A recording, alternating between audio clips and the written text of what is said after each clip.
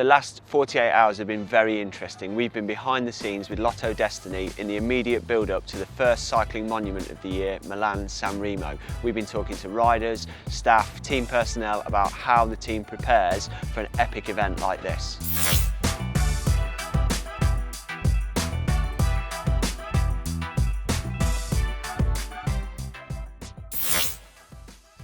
Leading up to a big race, especially like a big one-day race, you sort of want to maintain the fitness and like the feeling in the legs. So the last couple of days I've just done an hour each day, and that's been good. Just spin the legs, no efforts, just really cruisy.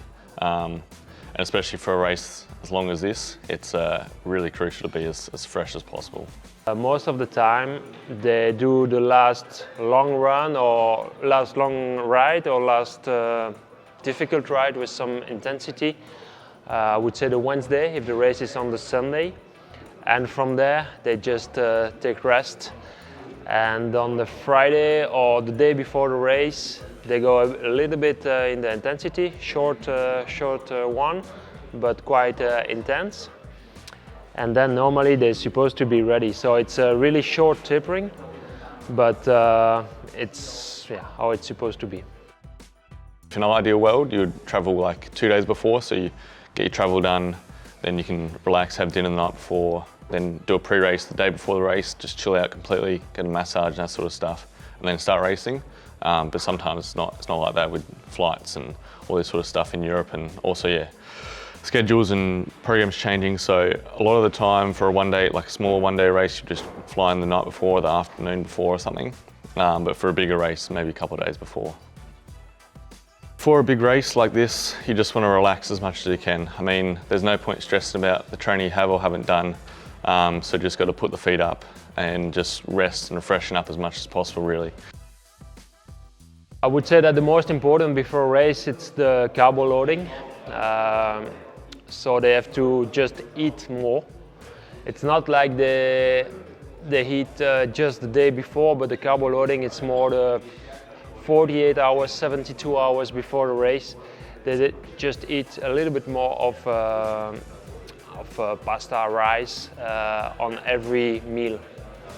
A little bit more on every meal, and then they get to the amount of carbohydrate they need for the race. At least on a day of a race, 7,000, 8,000, even in the Tour de France, 10,000 of calories.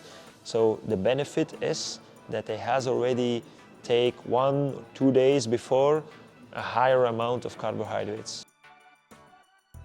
So our day starts from around about 6 with the mechanics preparing the bikes and the soigneurs preparing last touches to the musette bags, the bidons filled with precision. On the race morning we pump the tires and we check if the battery of the power meter and the Di2 is working and is fully charged, and then we put the bikes on the roof and ready to go.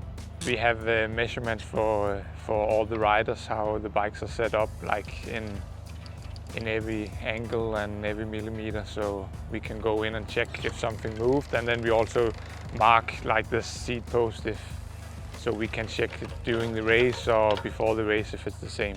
Working with the nutritionists is key, and we have Gino here and Britt back home.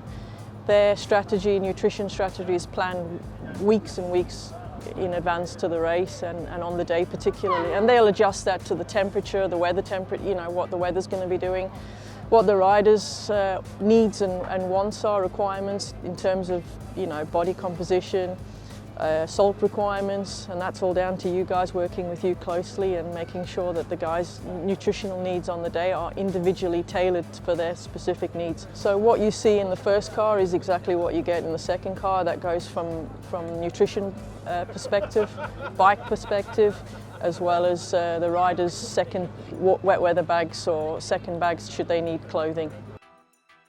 So getting the guys mentally prepared and in a space where they can get the optimal performance. That's a big part of my job today as the director. We did recon on Wednesday, myself and Caleb. We rode down and did the last 2 climbs, and we were talking actually, like we almost get a little bit more nervous for the hit out before a race, because that's the indicator of if you're going good or not. Thankfully enough, we're both going pretty good at the moment, so we took confidence from that.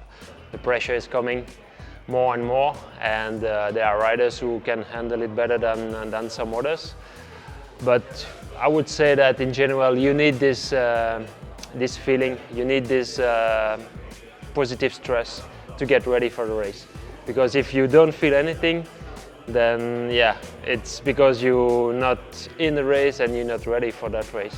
There you have it, loads of fantastic insights about the last few days and the last few hours and how pro riders and teams prepare for a race. It's amazing what we learn every time we come behind the scenes with a professional team like Lotto Dstny.